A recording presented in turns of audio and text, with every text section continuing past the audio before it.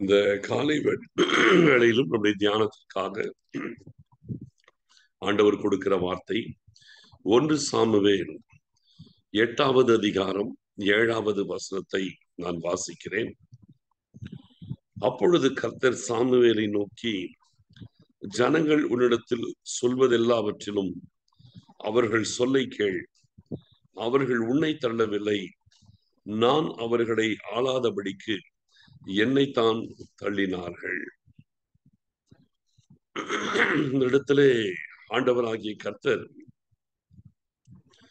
சாமுவேலோடு கூட ஒரு காரியத்தை வருத்தத்தோடு சொல்றார். கர்த்தர் சாமுவேலை நோக்கி சொல்லுகிறார், ஜனங்கள் உன்னிடத்தில் சொல்வது எல்லாவற்றையும் அவர்கள் சொல்லை கேள். அவர்கள் உன்னை தள்ளவில்லை, நான் அவர்களை ஆளாதபடிக்கு என்னைத்தான் தள்ளினார்கள். பொதுவா ஒரு தீர்க்கதரிசி கர்த்தருடைய சொல்லித்தான் கேட்டு நடக்கணும். ஆனா இங்க தீர்க்கதரிசிக்கு கர்த்தரே சொல்றாரு, ஜனங்க சொல்றதை நீ கேளுங்கிறார். ஜனங்க சொல்றது கேள். அப்படி என்னதான் ஜனங்க சொல்லிட்டாங்க? ஜனங்க சொல்றதை கேளுங்கிறாரே ஆண்டவர். என்ன சொல்லிட்டாங்க? ஜனங்க என்ன சொல்றாங்களா? கர்த்தர் எங்களை ஆள வேண்டாம் அப்படின்னு சொல்றாங்க. கர்த்தர் எங்களை ஆள வேண்டாம், ஒரு மனிதன் எங்களை ஆளட்டும். எவ்வளவு ஒரு வருத்தமான ஒரு காரியம் பார்த்தீங்களா? கர்த்தர் எங்களை ஆள வேண்டாம், ஒரு மனிதன் எங்களை ஆளட்டும். நீங்க அதுக்கு முன்னால் இருக்கிற வசனத்தை படிச்சா உங்களுக்கு நல்லா தெரியும். 6ஆம் வசனத்தை வாசிக்கிற பாருங்க. எங்களை நியாயம் விசாரிக்க ஒரு ராஜாவை ஏற்படுத்தும் என்று அவர்கள் சொன்ன வார்த்தை சாமுவேலுக்கு தகாததாய் காணப்பட்டது. ஆகையால் சாமுவேல் கர்த்தரை நோக்கி விண்ணப்பம் பண்ணினான். அதற்குதான் கர்த்தர் இந்த பதில் கொடுத்துட்டார். இஸ்ரவேல் ஜனங்கள் இந்த இடத்திலே சாமுவேல் கிட்ட வந்து சொல்றாங்க, எங்களுக்கு ஒரு ராஜாவை ஏற்படுத்தி கொடுங்கன்னு கேட்டாங்க. எல்லா ஜாதிகளுக்கு இருக்கிற மாதிரி எங்களுக்கு ஒரு ராஜா வேணும்னு சொல்லி கேட்டாங்க. அப்படி கேட்கும்போது சாமுவேலுக்கு அது தகாததாய் கண்டது. இது சரியில்லையே, இப்படி ராஜா வேணும்னு கேட்கறது சரியில்லையே அப்படின்னு சாமுவேல் நினைக்கிறார். ஜனங்க விடாப்பிடியா இருக்கிறாங்க. சாமுவேல் ஜனங்களை சொல்லியிருப்பார், இது வேண்டாம், இது என்னமோ தேவ சித்தமா தெரியல, நீங்க கேட்கறது நல்லதா தெரியல, வேண்டாம் என்று சொல்லியிருப்பார். ஏன்னா தகாததாய் கண்டதுன்னு இருக்கு இல்லையா, சொல்லியிருப்பார். ஆனா ஜனங்கள் வந்து கேட்கிற மாதிரி இல்லை, விடாப்பிடியா இல்லை, எங்களுக்கு ஒரு ராஜா வேணும், ஒரு ராஜா வேணும்னு சொல்லிட்டு அவங்கள சாமுவேல்கிட்ட வந்து வற்புறுத்துறாங்க. வற்புறுத்தும் போது சாமுவேலுக்கு என்ன பண்றதுன்னு தெரியல. கர்த்தரிடத்துல போய் விண்ணப்பம் பண்றாரு, என்ன ஆண்டவரே, இந்த ஜனங்க ராஜா வேணும்னு கேட்கிறாங்க, இது உங்களுடைய பார்வையில் சரியா இல்லைன்னு எனக்கு நல்லா தெரியுது. என்ன ஆண்டவரே, இந்த ஜனங்க இப்படி கேட்கிறாங்களே, நான் என்ன செய்யறது? இந்த ஜனங்கள் நான் எப்படி சமாளிக்கிறது? பிடிவாதமா இருக்கிறாங்களே, எங்களுக்கு ஒரு ராஜா வேணும், ராஜா வேணும், ரொம்ப பிடிவாதமா இருக்கிறாங்களே, நான் சொன்னா கூட அவங்க ஏற்றுக்கொள்ளக்கூடிய மனநிலைமையில் இல்லையே, என்ன ஆண்டவரே நான் பண்றது? இப்படி போய் சாமுவேல் ஆண்டவரிடத்துல விசாரிச்சிருப்பார். விசாரிச்ச உடனே ஆண்டவர் உடனே அதுக்கு பதில் சொல்லிட்டாரு, நீ போராடிட்டு இருக்காதப்பா, விட்டு, ஜனங்க உனக்கு என்ன சொல்றாங்களோ அப்படி போய் செஞ்சு. நீ நினைக்கிற அவங்க உன்னை தள்ளிட்டு வேறொரு ராஜாவை கொண்டு வராங்க, உனக்கு பதிலாக நீ நியாயம் விசாரிச்சுட்டு இருக்கிற, உனக்கு பதிலா வேறொரு ராஜாவை கொண்டு வராங்க அப்படின்னு நினைக்கிறியா? இல்லை, அவங்க உன்னை தள்ளல, நான் அவர்களை ஆளாதபடிக்கு என்னைத்தான் தள்ளினார்கள் அப்படின்னு என்ன சொல்ல வர்றாருன்னா, இதுக்கு முன்பாக இது நியாயாதிபதிகளின் காலம். அந்த காலத்திலே நியாயாதிபதிகளின் மூலமாய் கர்த்தர் ஜனங்களை நடத்தினார். அதுவும் இந்த நியாயாதிபதி சாமுவேல் இருக்காரே, ஒரு சிறந்த தீர்க்கதரிசி. ஒரு பக்கம் தீர்க்கதரிசி, ஒரு பக்கம் இஸ்ரவேலை நியாயம் விசாரிக்கிறார். அவங்களுடைய வழக்குகள், அவங்களுடைய காரியங்கள் எல்லாத்தையும் சாமுவேல் தான் நல்ல விசாரிக்கிறார். அப்படி இருக்கும்போது இந்த சாமுவேல் ஒரு நல்ல தீர்க்கதரிசியா இருந்ததுனாலே தேவனுடைய வார்த்தை அவருக்கு வெளிப்பட்டுட்டே இருக்கும். ஒவ்வொரு காரியத்தையும் கர்த்தர் இப்படி சொல்றாரு, கர்த்தர் இப்படி செய்யறாரு, கர்த்தர் இப்படி செய்ய சொல்றாரு, கர்த்தர் யுத்தத்துக்கு போக சொல்றாரு, கர்த்தர் வேணான்னு சொல்றாரு, எல்லாத்தையும் ஜனங்களுக்கு வந்து தெளிவா சொல்லி எல்லா காரியங்களையுமே நீட்டா நடத்துறாரு. எதை செய்யணும் எதை செய்யக்கூடாது எல்லா விஷயத்தையுமே சொல்லி கரெக்டா நடத்திட்டு இருக்கிறார். இப்படி இருக்கிற காரணத்தினாலே இவர்கள் சாமுவேலால் நடத்தப்படல, கர்த்தரால் சாமுவேல் மூலமாய் நடத்தப்பட்டிருக்கிறாங்க. அதாவது சாமுவேலுக்கு கர்த்தர் கற்றுக் கொடுத்து சாமுவேல் மூலமாய் கர்த்தர் தான் நடத்திட்டு இருக்கிறார். இப்ப இது ஜனங்களுக்கு தெரியல. என்னமோ சாமுவேல் நடத்திட்டு இருக்கிறார் நினைச்சிட்டு என்ன செய்யறாங்க, எங்களுக்கு ஒரு ராஜா வேணுங்கிறாங்க. எல்லாரும் சாமுவேல் மாதிரி ஆயிட முடியாது. கர்த்தரிடத்துல வார்த்தை வாங்கி கொடுக்க முடியாது. ராஜான்னு ஒருத்தன் வந்தானா அவன் தன்னுடைய ராஜ்யபாரத்தை நிலைநாட்ட வேண்டுவான். தன்னுடைய பெயருக்காக அவன் செய்வான். தன்னுடைய அதிகாரத்தை செலுத்துவான். ஜனங்களை அவன் அடிமையாக்குவான். ஜனங்கள் எல்லாரும் அவனுடைய வார்த்தைக்கு கட்டுப்பட்டு நடக்கணும். அவன் வச்சதுதான் சட்டம், கடுமையாய் நடத்துவான். ஆனா நியாயாதிபதிகள் அப்படி இருக்க மாட்டாங்க, கர்த்தரால் நடத்தப்படுறாங்க. அப்படி இருக்கும் பொழுது ஒரு ராஜாவை கொண்டு வரும்போது அவன் தன்னுடைய சுய ஆதிக்கத்தை செலுத்துவான். இதெல்லாம் ஆண்டவர் பார்த்து ராஜாவை கொடுக்கல, நியாயாதிபதிகளின் மூலமாகவே ஆண்டவர் கொடுத்துட்டு வந்தார். அதாவது நியாயாதிபதிகள் வரும்போது ஆண்டவரை ஒருத்தர் செலக்ட் பண்ணி அவங்களை நடத்துவார். ஆனா ராஜான்னு வந்துட்டா சந்ததி சந்ததியா ராயல் ஃபேமிலி வந்துடும். ஆண்டவர் அதை செய்யல. அப்ப இந்த இடத்துல ஆண்டவர் இப்படி நடத்தி கொண்டு வரும் பொழுது கர்த்தர் தான் நடத்துறாரு.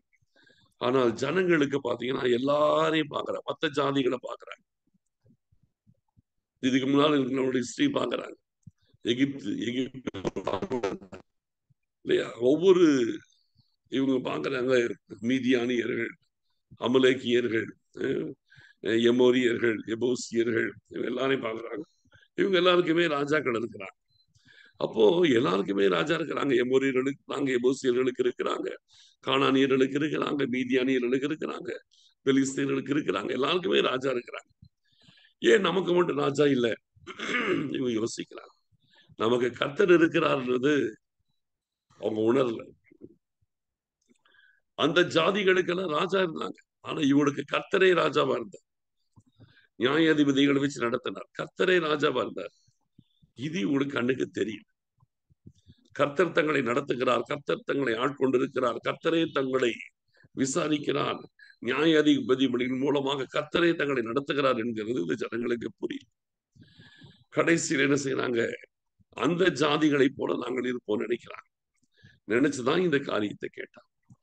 என்னைக்குமே சொல்றேன், ஆண்டவர் உங்களை நடத்துகிற விதத்திலே சந்தோஷமாய், மனரமியமாய், மனப்பூர்வமாய் ஆண்டவரை பின்பற்றுங்க.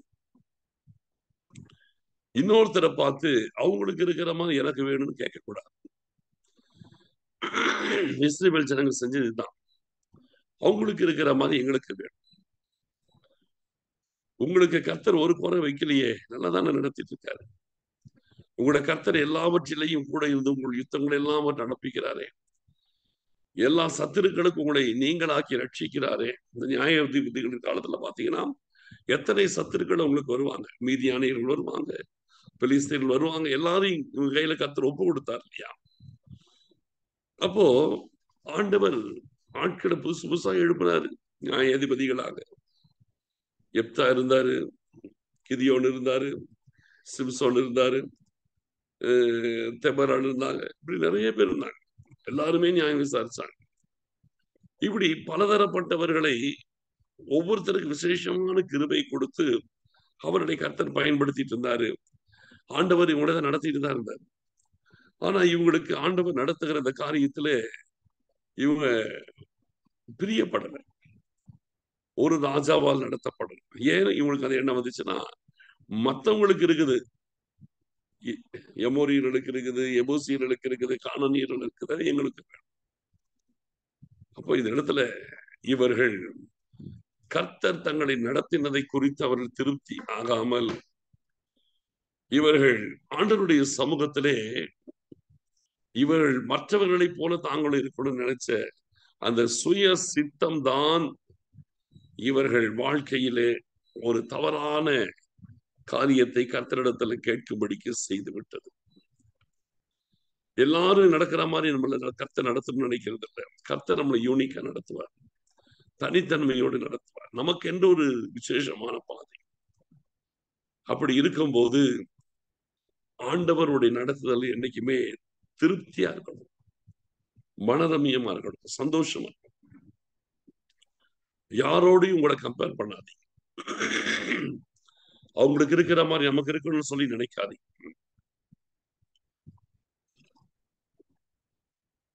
உங்கள் சுய விருப்பங்களை சாதிக்கணும்னு நினைக்க கூடாது. உங்கள் சுய ஆசைகள், சுய விருப்பங்களை சாதிக்கணும்னு நினைக்க கூடாது. இது சாமுவேல் சொல்லும் போது சாமுவேல் அப்செக்ட் பண்ணியிருப்பார். முதல்லையாவது சுய புத்தியெல்லாம் சுய புத்தி வந்து கேட்டிருப்பாங்க. சாமுவேலுக்கு இது தகாததாய் கண்டதுன்னு போட்டிருக்கு. அப்போ சாமுவேல் இதை வந்து கண்டிச்சிருப்பார். சாமுவேல் இதை எச்சரிச்சிருப்பார், வேண்டாம்னு சொல்லியிருப்பார், சொல்லி பார்த்திருப்பார். அப்போ அது உணர்ந்திருக்கலாம்ல. இவங்களுக்கு தான் சுய புத்தி இல்லை, தப்பா சுயமாக சோதிக்கிறாங்க, கத்தரிடத்துக்கு போறாங்க, ஆண்டவரிடத்துல அவருடைய வழியில நடக்க தவறிட்டு சுய புத்தியோட கேட்கிறாங்க. சாமுவேல் உணர்த்தும் பொழுதாவது உணர்வடைஞ்சிருக்கலாமே, அப்போ உணர்வடையில. பிடிவாதமாய் தாங்கள் நினைச்சதை சாதிக்கணும்னு நினைச்சு போராடுறாங்க. இங்கதான் பிரச்சனையே. என்னைக்குமே ஆண்டவர் நம்மளை அப்படியே எடுத்துட்டு கைவிட மாட்டார். ஆக்சுவலா இந்த இடத்துல பார்த்தீங்கன்னா ஆண்டவரோட கைவிட்ட நிலைமை அது. அவர்கள் உன்னை தள்ளவில்லை, நான் அவர்களை ஆளாதபடிக்கு என்னைத்தான் தள்ளினார்கள் சொன்னார்னா என்ன அர்த்தம்? கைவிட்டுட்டார்னு அர்த்தம். ஆண்டவர் உங்களை கைவிட்டுட்டார்னு அர்த்தம். அப்போ நல்லா யோசிச்சு பாருங்க, ஆண்டவர் உங்களை கைவிட்டுட்டார். ஏன்? இன்றைக்கும் சொல்லுகிறேன், நம்முடைய வாழ்க்கையிலே ஒரு காரியத்தை நாம் செய்ய நினைக்கும் போது அதை நம்ம பிடிவாதமாய் அது தேவ சித்தமானு பார்க்கணும். நமக்கு தெரியலையா, ஆண்டவர் நமக்கு சொல்லுவார், அதை கேட்டாவது நடக்கணும். அதையும் தெரியாம பிடிவாதமா நம்ம நினைச்சதை சாதிக்கணும்னு நினைக்கும் போதுதான் நமக்கு பிரச்சனையே உருவாகிறது. ஒரு காரியம் எடுத்தீங்கன்னா அது தேவ சித்தம் உங்களுக்கு தெளிவா தெரிஞ்சதுன்னா நீங்க அதுல மூவ் ஆகலாம். தேவ சித்தமான்னு நீங்க தெரியாத பட்சத்துல கண்டிப்பா சொல்றேன், ஆண்டவர் நமக்கு சொல்லி கொடுப்பார். எடுத்த உடனே யாரையும் கைவிட மாட்டார். ஆண்டவர் சொல்லி கொடுப்பார், இது வேண்டாம், இது நல்லதல்ல, இது தேவ சித்தம் இல்லை அப்படின்னு நமக்கு சொல்லுவார். சில நேரத்துல சில தடைகளையும் கொண்டு வருவார், அது செய்யாதபடி தடையும் கொண்டு வருவார். உங்களோட சொல்லி பார்ப்பாரு, அதையும் தாண்டி நீங்க முயற்சி பண்ணீங்கன்னா சில நேரத்தை தடுத்து பார்ப்பாரு.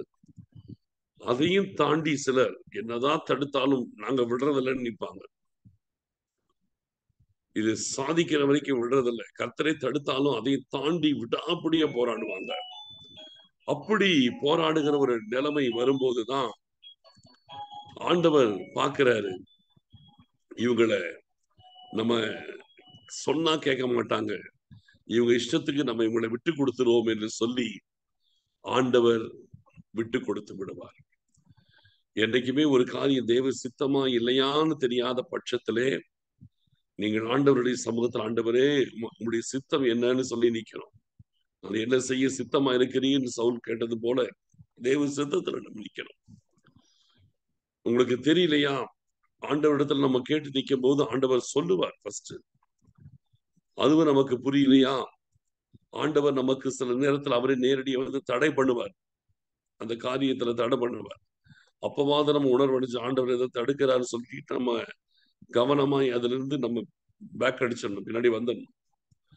அதையும் தாண்டி இல்ல, நான் நினைச்சதை சாதிச்சே தீருவேன், நான் விட மாட்டேன், எப்படி நடக்கணும், எப்படி என்னுடைய வாழ்க்கையில இது நடக்கணும், நான் விடுறதில்ல, இது எப்படி அடைஞ்சே தீருவேன், இப்படி ஒருத்தர் நிற்கும் போது ஆண்டவர் பார்க்கிறாரு, நான் சொல்லியும் கேட்கல, நான் தடுத்தும் நிக்கல, அதையும் தாண்டி போக நினைக்கிறேன், போ அப்படின்னு ஆண்டவர் விடுவார். அதுக்கு பின்னால வர வசனங்களை பார்த்தீங்கன்னா அந்த ராஜாக்களின் நிமித்தம் உங்களுக்கு என்னென்ன பாடுகள் வரும் என்பதை சாமுவேலுக்கு கர்த்தர் அழகா சொல்லியே முடிச்சிடுறேன். இன்றைக்கும் சொல்றேன், சுய சித்தத்திலே பிடிவாதம் பண்ணக்கூடாது. சில காரியம் நமக்கு தேவ சித்தம் தெரியலன்னா ஆண்டவருடைய சமூகத்திலே காத்திருந்து அவருடைய சித்தத்தை ஒப்பு கொடுத்துருங்க. போராடக்கூடாது, பிடிவாதம் பண்ணக்கூடாது. எத்தனையோ பேர் போராடி பிடிவாதம் பண்ணி தேவ சித்தம் இல்லாத காரியத்தை ஆண்டவர் கையிலேயே வாங்கிக்குவாங்க. இங்க வந்து ராஜாவை ஏற்படுத்த சொல்றது யாரு? கர்த்தர் தான் சொல்றாரு. இல்லையா? கர்த்தர் தான் அவங்க இஷ்டத்துக்கு விட்டு கொடுக்கிறார். கர்த்தர் கையில தான் வாங்குறாங்க. கர்த்தர் தான் சவுல ராஜாவை கொண்டு வர்றாரு. ஆண்டவர் விருப்பத்தோடு செய்யல. ஆனால் இவங்களுடைய பிடிவாதத்தினால செய்யறாங்க. சில நேரத்தில் நம்ம பிடிவாதம் பண்ணோம்னா கர்த்தரை கொடுத்துருவார். வேற யாரும் கொடுக்க வேண்டாம். பிசாசு கொடுக்கணும்னு நினைக்காதீங்க. பிசாசு இல்ல, கர்த்தரை கொடுப்பாரு. ஆனா வருத்தத்தோடு கொடுப்பாரு, விருப்பம் இல்லாம கொடுப்பாரு, கோபத்தோடு கொடுப்பாரு. ஆனா கொடுத்துட்ட பிறகு அதனால் வருகிற பிரச்சனைகளும் போராட்டங்களும் நிறைய இருக்கும். என்னைக்குமே பிடிவாதம் பண்ணக்கூடாது. சுய சித்தத்துல பிடிவாதம் பண்ணக்கூடாது. ஆண்டவருக்கு எப்பொழுது விட்டு கொடுக்கிற பழக்கத்துல இருக்கு. அதுதான் உங்களுக்கு நல்லது. தெய்வ சித்தம் நல்லா தெரிஞ்சா அதுல நீங்க டிராவல் பண்ணலாம். இல்லாத பட்சத்திலே ஆண்டவருடைய சத்தத்திற்கு அல்லது ஆண்டவருடைய நடத்துதலுக்கு இதெல்லாம் பார்த்து உங்களை அர்ப்பணியுங்கள். அப்போ உங்க லைஃப்ல தவறு நடக்காது. என்னைக்குமே ஒரு காரியத்தை பார்த்து யாரோ ஒருத்தரை பார்த்து அது எனக்கும் வேணும்னு சொல்லிட்டு பிடிவாதம் பண்ணி சாதிக்க நினைச்சா அது நமக்கு பிரச்சனையாய்தான் போய் முடியும். கர்த்தருக்குள் நம்மை காத்துக் கொள்வோம். ஸ்தோத்திரம் ஆண்டவரே, எங்கள் அருமையான பரிசுத்தமுள்ள பிதாவே. சாமுவேல் ஆண்டவரே, இந்த நேரத்திலே உம்முடைய ஜனங்களை எச்சரித்தும் ஆண்டவரே ஜனங்கள் கேட்காமல் பிடிவாதம் பண்ணி கடைசியிலே உம்முடைய சித்தத்திற்கு மாறாக அவர்கள் ராஜாவை பெற்றுக் கொண்டார்கள் என்று பார்க்கிறோப்பா. தேவரீர் கர்த்தரைகளை ஆள வேண்டாம் என்று அவர்கள் தள்ளினார்கள் என்று நீங்க துக்கத்தோடு நீங்க சொல்லுகிறீங்க. இது போல இந்த காரியத்தை நாங்கள் ஒருவராகிலும் செய்து விடாதபடி கர்த்தர் பாதுகாத்துக் கொள்ளுங்க. ஆண்டவரே, எங்களுக்கு நீங்க கற்றுக் கொடுக்கிறவர். தவறான முடிவை நாங்கள் எடுத்தால் எங்களுக்கு சொல்லிக் கொடுக்கிறவர், தடையும் செய்கிறவர். அதையும் தாண்டி போராடினால் ஆண்டவரே வேறு வழி இல்லாமல் நீங்க ஒப்பு கொடுக்கிறீங்கப்பா. இந்த நிலை யாருக்குமே வரக்கூடாது. ஒவ்வொருவரும் உமக்கு கீழ்ப்படிந்து நடக்கிறவர்களாய் இருக்க உதவி செய்யுங்கப்பா. காத்து கொள்ளுங்க ஆண்டவரே, ஆசீர்வதிங்கப்பா, வழி நடத்துங்க. சோத்திரம் சோத்திரம் சோத்திரம் சோத்திரம் சோத்திரம். துதி கன மகிமை யாவற்றையும் நாங்கள் உமக்கு செலுத்துகிறோம். இயேசு கிறிஸ்துவின் மூலம் ஜெபிக்கிறோம் நல்ல பிதாவே, ஆமென். என் ஆத்துமாவே கர்த்தரை சோத்தரி, என் முழு உள்ளமே அவருடைய பரிசுத்த நாமத்தை சோத்தரி. என் ஆத்துமாவே கர்த்தரை சோத்தரி, அவர் செய்த சகல உபகாரங்களை மறவாதே. ஆமென்.